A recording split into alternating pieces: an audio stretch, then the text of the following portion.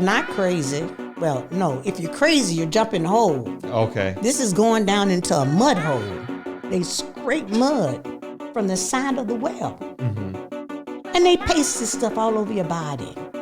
And then it dries and you can't move. You know about this place? No, I was going to ask, what's the name of this place? I think it's called Jackhole.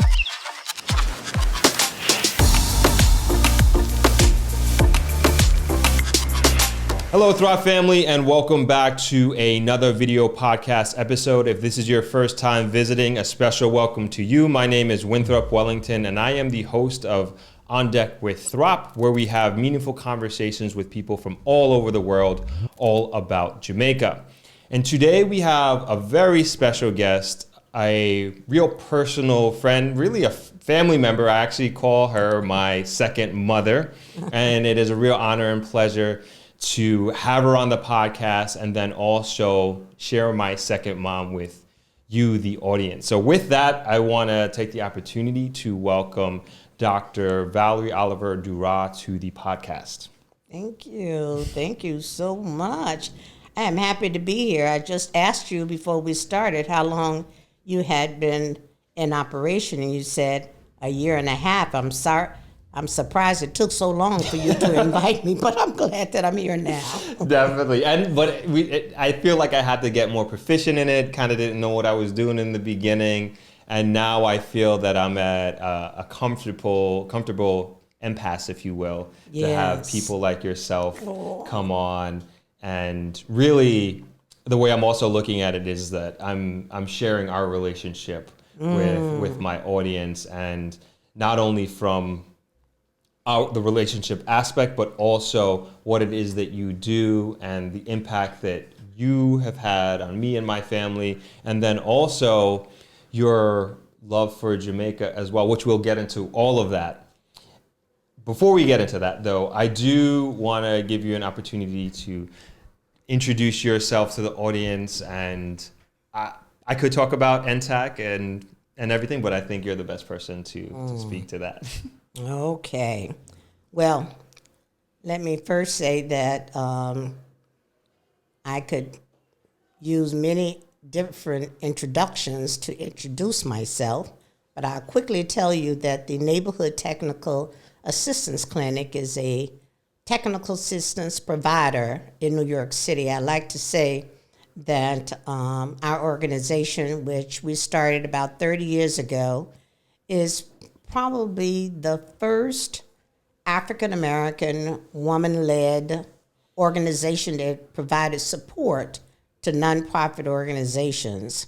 And then over the years, as my ministry grew and I became ordained and closer to the work of our Heavenly Father, I began to shift to do more work with faith-based institutions. So now we serve nonprofits, we serve faith-based institutions, and we serve individuals who are interested in doing business in the neighborhoods of New York City and in neighborhoods around the world.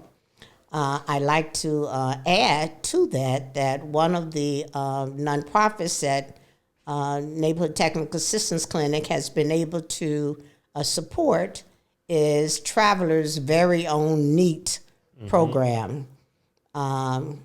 We've had a relationship now for over 15 years where we supported the founder, Winston Wellington, in creating not so much mission, because he had mission and purpose and passion for the work, but more of the requirements of having an established, qualified, certified nonprofit organization with a board of directors and a fundraising strategy to sustain the organization.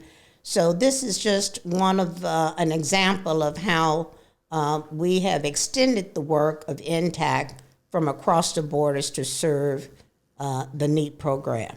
That's right. And so as you talk about the relationship that NTAC has had with N.E.E.T and you have had with N.E.E.T, I want to go back to, and I don't know if you remember this, how the relationship initially started. Do you remember? the relationship with the family, and then followed N.E.E.T. That's right. I want to give credit,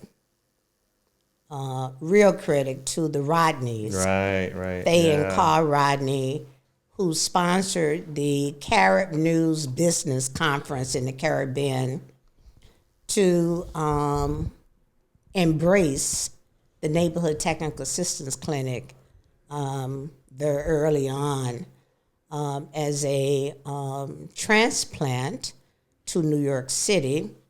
I tell the story about not really knowing much about the Caribbean community. I was born in Memphis, Tennessee, where civil obedience and civil rights were really the labor of the leaders. Mm-hmm. And I didn't hear much about Caribbean people in our history books.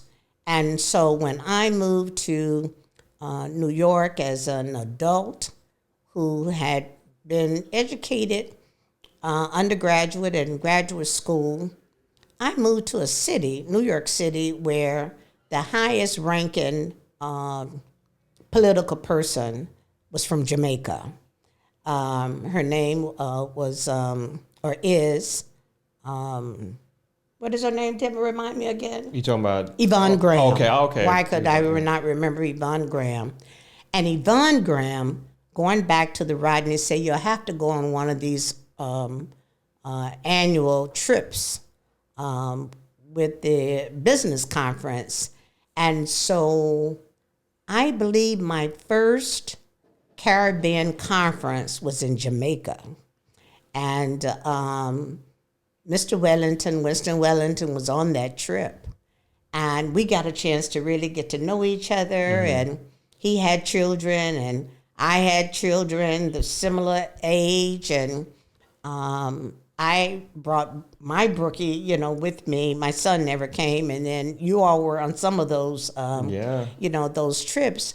But I really have to give them credit for introducing me not so much to businesses, because that was the purpose of the conference, to introduce people who were signed up for the conference to businesses. But instead, what I got were human beings, friendships. Those were the achievements that I obtained personally. And so when I think about my network of Caribbean people now, I think about the Caribbean Business Conference and Dr. Roy Hastick and those persons who were also part of that conference. I think about the family in St. Kitts, Dr. Taylor. And at the same time, they're using neighborhood technical assistance services, but I wasn't there to get business from the island per se. Right. It was the relationships that I was building, and I got so close to these families that I was able to peel back the banana where I could really understand the culture, the flower, the flag, the dialects, how different they were. And a person who really didn't know the Caribbean community, you think Jamaica was the only island and that everybody was alike, but in fact it was so different. Mm-hmm. And I really appreciate the Rodneys for that. In fact, I'm interested and surprised that they have never asked me, to be a part of their conference and really talk about what the business conference did for me. It changed my life, I think, because it changed the people in my life. And I mean, to add to that point, I always say every time I've gone to that conference, I've left there meeting somebody who has become a lifelong friend. I mean, every single year, I could think back to it. Yes. And I mean, they deserve a lot of credit for really bringing people together. And of course, bringing a lot of attention to different Caribbean islands. And I mean, I'm sure the amount of business that they brought to these islands collectively is in the tens of millions, maybe even the hundreds of millions now, because it's 20 years or over 20 years. And relationships and partnerships. I mean, those things you really can't put a value Yep, I on it agree. because it's just priceless. But those were the early days. And then once the relationship was established with Dad, he said to me, I think you can help me. And I said, oh, okay. And about the nonprofit, the N.E.E.T program. But before we got into the nitty gritty of helping with the N.E.E.T program, I was doing some writing assignments with Carib News. And I remember it was a Father's Day, and I wrote an article about your dad and his 3 sons. And I had an opportunity to sit with each of you, to make comments about, Dad and lessons learned.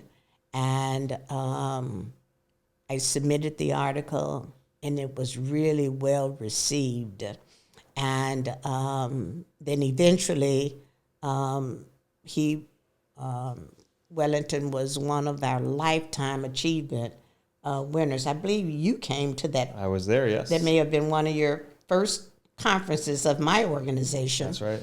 And you accompanied your dad to receive that award. And it was going back to Yvonne Graham, who presented your dad on our behalf. So it's really been sort of a circle of love. You start in one place, you move to something else, and now you really, sort of engage. And I feel like because of our trust and confidence in each other, that he has allowed me to sit with him and his board and leaders to talk about, real talk about how you can raise money, sustainability of these nonprofits, and how do you grow young people to become alumni, right? So they come back and want to give to the program. And when I think about where N.E.E.T has started, I'm not taking any credit for that, but so much has been achieved with having an office space, dedicated office space, having an entire property across the street, designated to the education and training of young people, the building up of the trees. I am so impressed. I can't wait to get back home to New York and share with our mayor, Eric Adams, that there's been a tree planted in his name. I'm going to say to him, I think you might owe those people some money down there, you mayor, because I know that in planting those trees as part of the fundraising strategies that they're using. But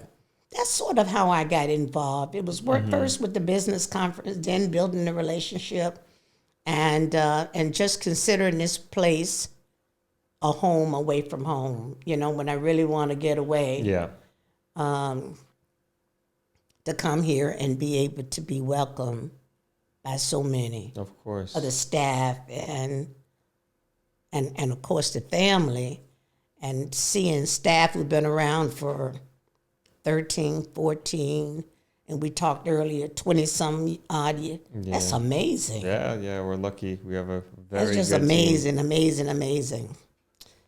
Was the conference your first introduction to the Caribbean? It was. Oh, okay. It was, and it was Jamaica island. It was the Jamaican island where the conference I attended. Now, I had been to the Caribbean because I was a flight attendant with Delta Airlines. Okay. Many, many years ago in the 70s.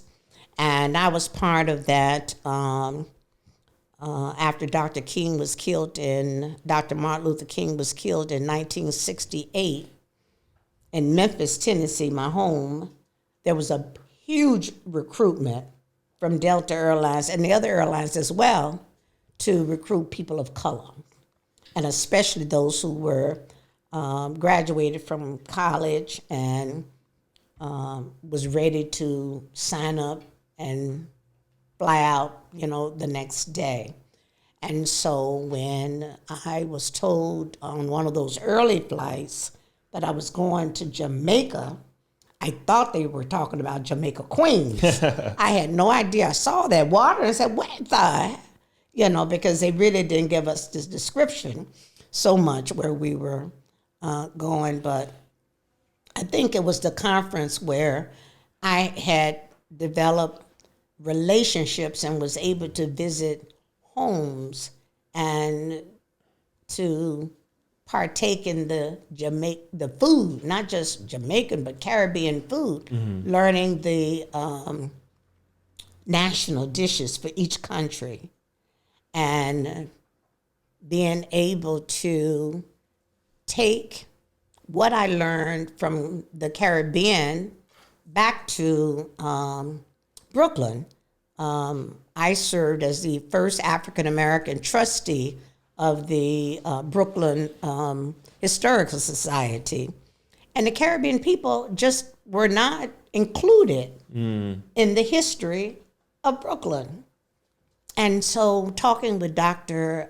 Stanislaus and Dr. Roy Hastic and putting our heads together about holding a major event there, we decided that the first event we would do is to hang up more than 40 flags from all of the Caribbean island and let it stay up for a month or two to educate people on where these flags came from. And just children were coming from all the private schools just to see those islands. And I'm sure they probably toured and visited these countries with their parents, but nobody thought to introduce them to the flags. I see. National dishes, the culture. And we had the greeters in their national dress. It was quite spectacular. It sounds like I think I got famous in Brooklyn for that. From the Caribbean community. Of course, yeah. And was adopted at that time, or during that time, as an ambassador for the Caribbean community. I think I received honors from Marcus Garvey. I said, I'm going to have to read about this guy. I received the Marcus Garvey Award and this award. And so it caused me to do more research and study about these great people across the waters. And you obviously, you travel a lot, as I know, and you obviously go many places in the world, and you could go to pretty much anywhere that you want in the world, but you come to Jamaica multiple times a year. Yes. Why is that? Well, it's close to New York. It's a direct flight. My traveling friend, Joanne Horn, out of Memphis, Tennessee, has to go through Atlanta and then get down to, Jamaica. But for me, it's a direct flight. And there's something about traveling to a familiar place when you want a respite. Stay in the same room, talk to the same people, sit on the same place at the beach. My beach chair is in the same place every day.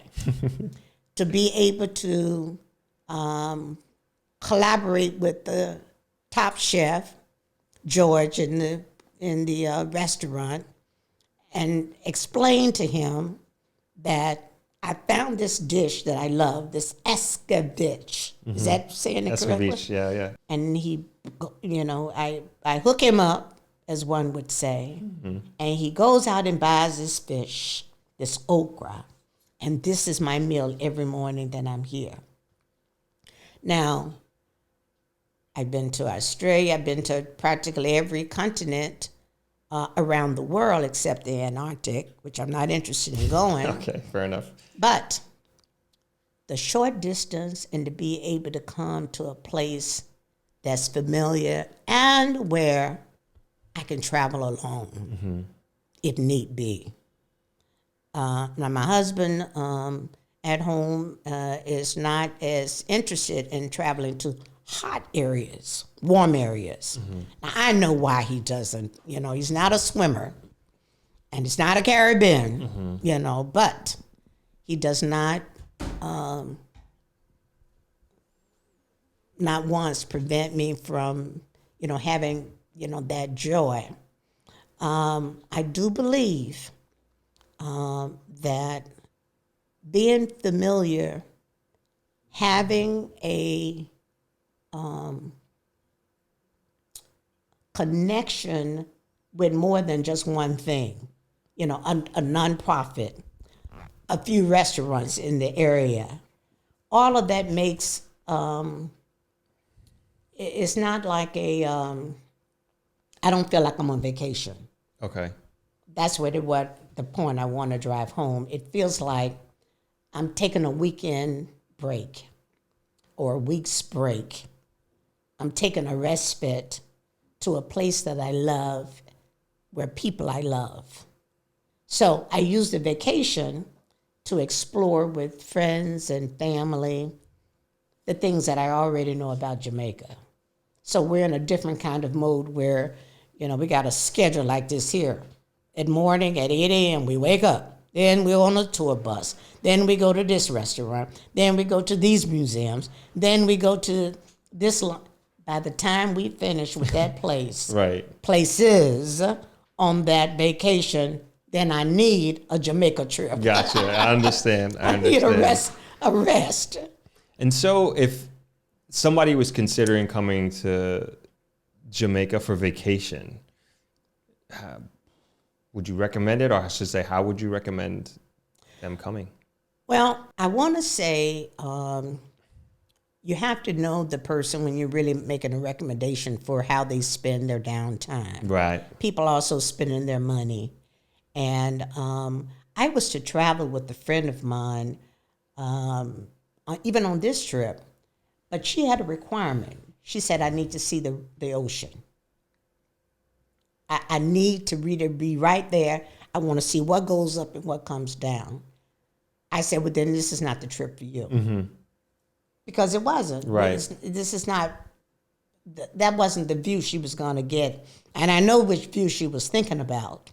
And so rather than having her be disappointed, I said to her, well, you have to wait, and when I go on this trip, then I can invite you on that trip. Understood. But for Jamaica, if someone is saying that I am not interested in nightlife necessarily, I want a beautiful beach, I want great food, I want a clean room at a decent economic, that's economically priced, and you don't mind traveling from Montego Bay 45 minutes or so to Negril, this is the place to come and forget about everything. Mm-hmm. Use your telephone not to connect with business, but to read, to learn. Just before I came down for this interview, I had gotten caught up in a study course that I am looking at the prophet Elijah. And rarely I don't get the time to just spend hours studying. And that's what I do, when I come. So when people tell me they want to come on vacation, they want to come to a place to relax, this is what I share with them. Because when you get here, not only are you going to be able to relax, but there's some complimentary restaurants that you will enjoy. And there's some tours if you like to take it. But if you don't go off property, I don't think I've been off property, but a couple of times, maybe for dinner. Right. Because everything that I want to do is right here. And so knowing the person first that I would make recommendations for would be priority. Because it's not for everybody. Right. Some people want to be out all night, they're smoking, they dancing, they looking for friendships, they looking for a lot of things. Right. But that's not my agenda. I see. So I would have to, and I would have to know that person very well. I would say, though, if there was a family that was coming and they had small children and they wanted to introduce their child to, beach life and, Negril and see, things happening, on the beach, I think it's a fine place, for that. I saw Dennis Hawthorne's grandchildren when I was here, and I was doing my own dreaming. I said, oh, Lord, if I was blessed to have grandchildren of my own, I would bring them and my housekeeper. I would get them separate rooms. I would have my own space. And then I would enjoy sitting there on the beach with them. The perfect day for a grandmother or a grandfather. So it's designed, and when I look around and the people, either they're couples, they're coming from all over the world, and they just want to chill. This is a chill out place. Right. This is not, you have some activities planned, on different nights, but I don't think it's a place to make people tired, when you go home. I feel rested. Awesome. And any medication that I've taken, whether it's high blood pressure or, whatever, I had a break from it because nothing has been stressing me out except the rain a little bit. Okay. But it's just been a great place to chill. Awesome. And outside of travelers aside, do you have a favorite restaurant or restaurants that you like to go to? In Negril. In Negril, yep. I do. I like Skylarks because I like the vibe down there. The young people, they move fast. The music is good. Look like they like their jobs. The beach area, and then they have dining outside and then dining inside. It seems to be nice to have the different options of where you dine. Whether it be beach, outside, or inside the restaurant itself. I like Catch a Falling Star, if that's the correct name. We're going there. We're going there tonight. We can go there for dinner. Yeah. Tonight. I like. I enjoy the Rock House service and the meal, and I love Travelers Restaurant. Like I said, Top George ain't no joke. He knows how to cook his fish. They're the best chicken wings there. I love those little chicken wings. I've been having a little fight with them about, I only like the flats. I don't like the drumsticks. Gotcha. And so, that's been nice. I've been getting them, the flats. But Travelers has a lovely Palm, is it Palm Restaurant? Is that the name of it? We're rebranding.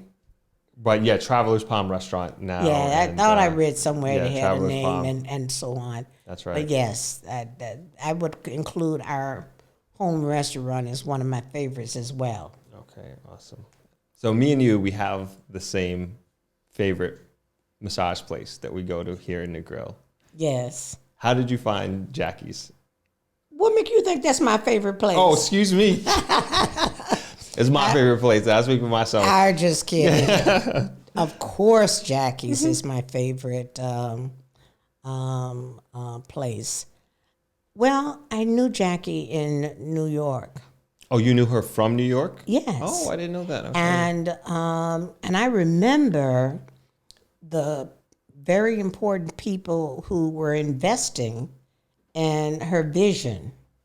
Pretty much like your dad, she had people investing, and she was willing, to compromise her stay outside in order to build the institution that it is. I would say that it's one of the best massages I've taken. I love the massages in Thailand, and I love the massage at the Half Moon, but they cost 3 times as more. Okay. They're very, well, not in Thailand. But, when I leave here, there have been many times when I leave Travelers, I spend my last 2 days or 3 days, depending on who I'm with, at the Half Moon. Okay. And we go there strictly for the sailing and the horseback riding and the travel to the high mountains for the Jamaican coffee. Everything has its purpose. Yes. As to why we go. But coming to Negril, I wouldn't think of any other place than Jackie's on the Reefs. And those women have magical hands. And they are very interested in you having a very good, outcome. I've gone there and they, said, well, where should I specialize in? I like that concept to focus on areas that needs to be massaged rather than just having a full body massage. Right. And, or foot massage or neck, massage. Jackie's growing, ain't no telling what down there on her property, but she has used rosemary bushes, tying them up and doing a body, scrub with those bushes, things that you wouldn't even think about. Yeah. It just makes it very, very special. And what makes it nice is that it's done on the reefs outside in a hut where you can just look at the ocean. And when I made the mistake of asking her, I'll be at Travelers, can your masseuse come up here and give me a massage? I'm not going to tell you what she said to me. No, because part of the experience is outside. That's right. So it's very nice and it's economical. I would suggest anyone traveling to Negril to check out Jackie's on the Reefs, but just don't purchase one massage. For an example, if you're here for a week or you're here for 2 weeks, maybe try to unwind with the massage and then get something in the middle and maybe just before you leave and sort of have a deal breaker with her that instead of just getting one massage, Miss Jackie, I like to have 3 massages. What can you do for me then? It makes a big difference, you see. And then she has this beautiful, I want to call it a juice bar. Those who drink green drinks like you and your dad and flavorful nutritional drinks. And for those who are staying over with her, she cooks a fabulous, healthy, wonderful dinner. And her linen and her table settings are second to none. They're very lovely. And her linen are like 700 threads and above. Oh, wow. You really get a nice experience, at Jackie's place. And when she goes away to New York, basically, and she's shopping, she's looking for those fine things to bring back. Even the hand soap, that she, use, it's just, special. So I would highly recommend Jackie's on the Reefs for massage as well as overnight, stay or retreat. And I have been trying to push that among clergy women in Brooklyn, or women that I am affiliated with, as a source of self-care. We all need that. Absolutely. That retreat, that break, and to travel to Jackie's to get that wellness therapy that you don't get anywhere else. Yeah, you're right. Jackie's is a very special place. Jackie is a very special person as well. And it's just such like an oasis in Negril. And at least it is for me. And that's a place that I go to when I just need to take a break, take a half a day off, or take an entire day off. And I just kind of go there, get my massage. Great place for meditation, great place to do yoga. And as you said, a place to rejuvenate and recover. And I remember I had a friend who was here a couple months ago, and I was just like, she was thinking about going to other places for massages. I was like, no, go to Jackie's. And sometimes you just have to like just please believe me, and you just plead your case, and then they're like, all right, fine, I'll go. And then they go, and they're just like, oh my God, Thank you so much for recommending. Thank you so much for pushing me there. And it's just not a place that you can really describe and do it justice at the same time. And there has not been a single person that I have recommended to go there that has said anything negative, and they've all gone back. Yeah. And it's a real, I don't know if us as Negrilians, if you will, really understand and really appreciate that that is a very special place here. You know, another untapped resource about Jackie's on the Reef, in my opinion, is that she offers a lot of wisdom. Oh my goodness, yes. You know, this lady has created this oasis, has had many challenges, and the way she looks at life Yes. is so positive. And we can be surrounded with negative people and people who are just taking up our space. You know, my family used to have a saying that if you keep hanging around chickens, you'll never be an eagle. You know, you need to be around people who are substantial, who are going places, who have ideas about success. And Jackie is so well traveled herself, and just enjoys being in the company of of different types of people. Yes. I remember my husband and I had her out for an event. I may have shared this with you at Macy's. We were there for a 4th of July party, and we decided to hold back after the event and grab a bite to eat. And it was a French restaurant. We picked up the menu and said, "Oh my Lord, I'm not going to know what to order on this at all." And Jackie just all of a sudden just started talking to the people in French. And I'm going, "What?" She said, "Yes, I lived in Paris for 7 years." Well, I didn't know that aspect about her. Yeah, I didn't either. But, you know, when you've lived a while and you have many backgrounds, you have a lot of history, different things you've done doesn't always come out. In a relationship with a particular person, sometimes you have to take them out of their element. And because there's no French talking here, Right. down in Negril, if we had not been in New York at that French restaurant, I may not have ever known that. Right. You know, that's why when you have really special friends and, you know them over the years and you meet them in more than one place, you find out different things about them.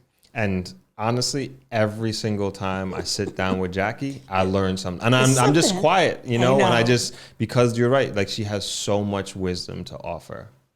And from a woman's perspective, I know men look for strong men to look up to. I consider her a big sister. And whatever she says is not going to hurt me. She knows I love to talk. I love to meet people. I never met a stranger. And so I remember her telling me once when I was going to visit her for a treatment. She said, "Listen, don't come down here meeting everybody and talking to nobody cares about you or what you do. We're here for quiet time. Zip," that's a favorite word, zip it. That's I can see her right now telling somebody to zip it. That we are here to be quiet and to be serviced, you know. And so she could have said, I might offend her and she may never coming back. She knew that wasn't the case, you know, because we had a relationship. Right. So it's nice to be able to, you know, tell people what they need to know, you know, without sending them off and you never see them again. Yeah. So that's one of my favorite places of going. And there's another one that was called a jackhole somewhere. This is where if you're not crazy, if you're crazy, you jump in the hole. Okay. This is going down into a mud hole. Okay. And the guys, young guys, like the guys who work for you, they scrape mud from the side of the well. Mm-hmm. And they paste this stuff all over your body. and then it dries and you can't move. Do you know about this place? No, I was gonna ask, what's the name of this place? I think it's called Jackhole. Is it? Do you know where it is? Not too far from here. It's not far from here. Okay. Not too far from here. Another feature, another feature was that it had spring water. So it was a swimming pool that has naturally spring water. So you have this natural mud, and then you have this spring water. But of course, you sit in a chair after they put all this mud on you. You can't move. It's, you're like stiff.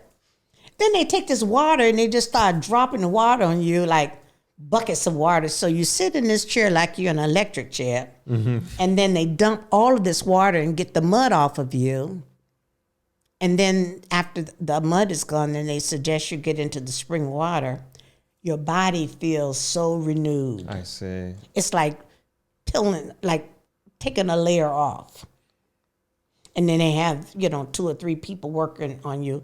I didn't like that so much, but I said one time it's not going to hurt me. Right. Remember, I don't know if you remember Dr. Cheryl. When she came with me, she actually went down in that hole. 70-year-old lady down in that hole, crown like a crawl, going down and coming up. But she made it. She made it. She made it. Yeah. But that was a wonderful experience. Awesome. It just kind of reminds me that Negril can be viewed by some as a place of healing. Yeah. Of great healing. The ocean, the sun, the rivers, the wellness, having Jackie's on the Reef as a wellness center, and then this other property that I just mentioned, that offers, the peeling of not your skin, but it's a like an exfoliant. Yes. Kind of thing? Okay. And then the spring water, very much like the water you would get if you were going to Milk River. I see. And I've gone to Milk River many times with Jackie. That's lovely. Have you ever been there? I've never been there. Oh my God. And and we traveled with a big, 4 or 5 of us in the car. And so when you go to Milk River, you go into your own individual, look like a little dungeon, and the water's there. It's not pretty, and it's not pretty. Okay. But the water comes naturally from the mountains. Mm-hmm. And there's a story that says there was an African slave who was beat by his master so badly. And after each beating, he would go up to the spring water and his body would be healed. And the master saying, "What the? Didn't I just beat your butt?" and the water would heal his body. Anyway, we go there and we get this into the spring water, but it doesn't have much of a ceiling. So if I'm there and I'm singing, "Oh, how I love Jesus," and then I have somebody else in this next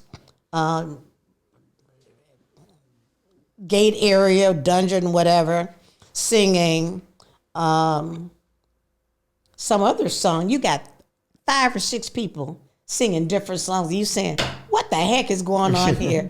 It is it's very noisy. Okay. But it's very interesting how people sort of connect with natural spring. This is the heated spring water. Oh, okay. I didn't know that either.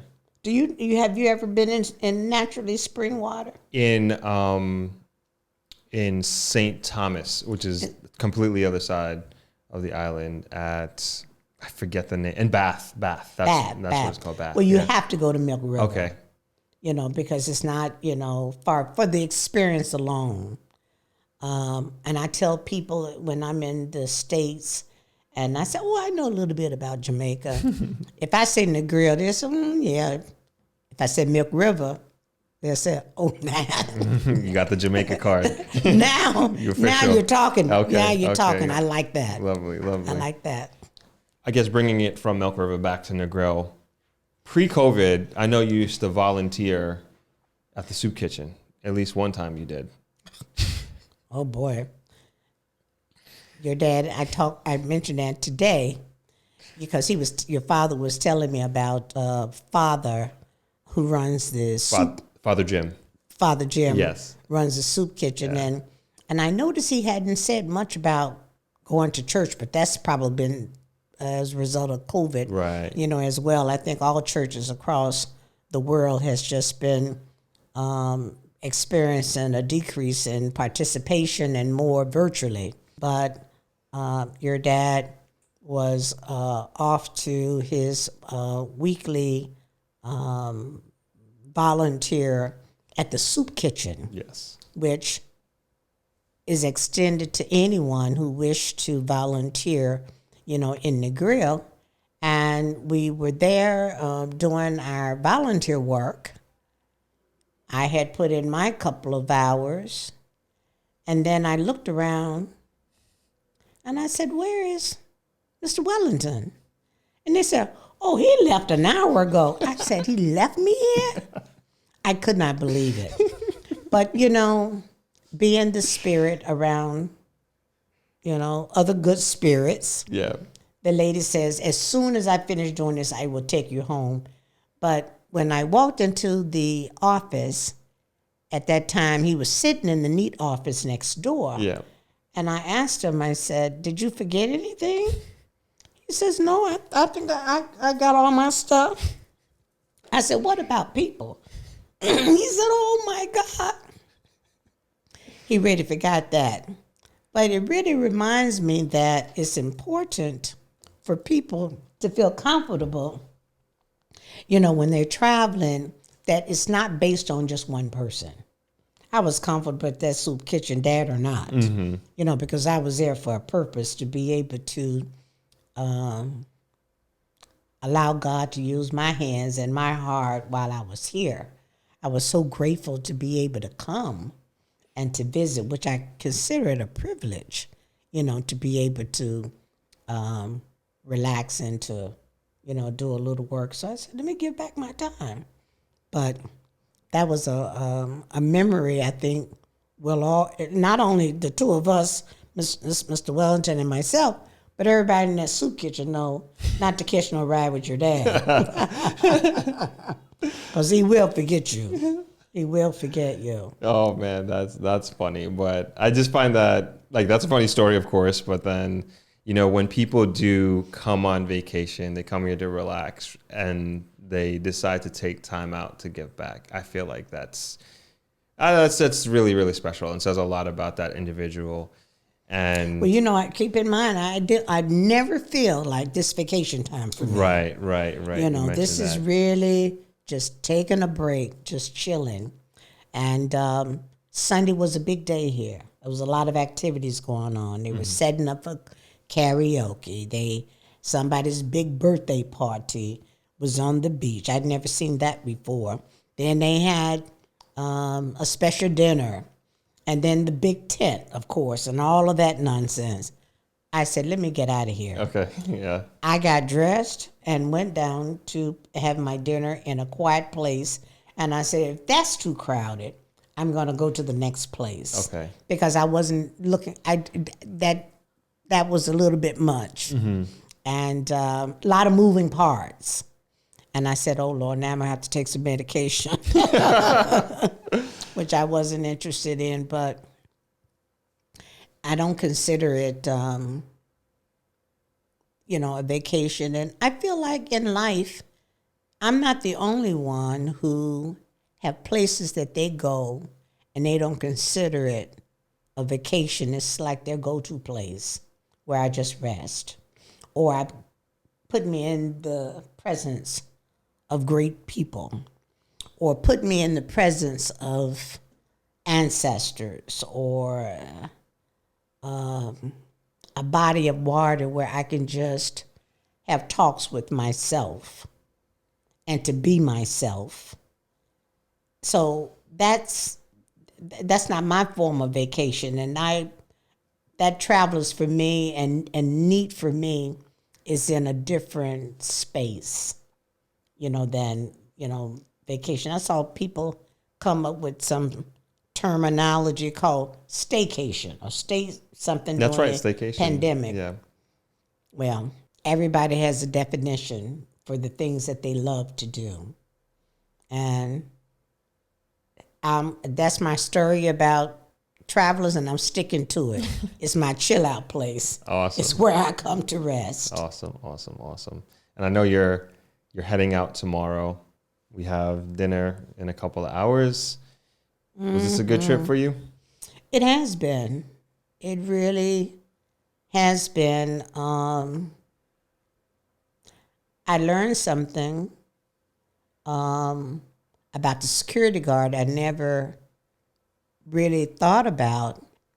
I underestimated all that he does on that beach.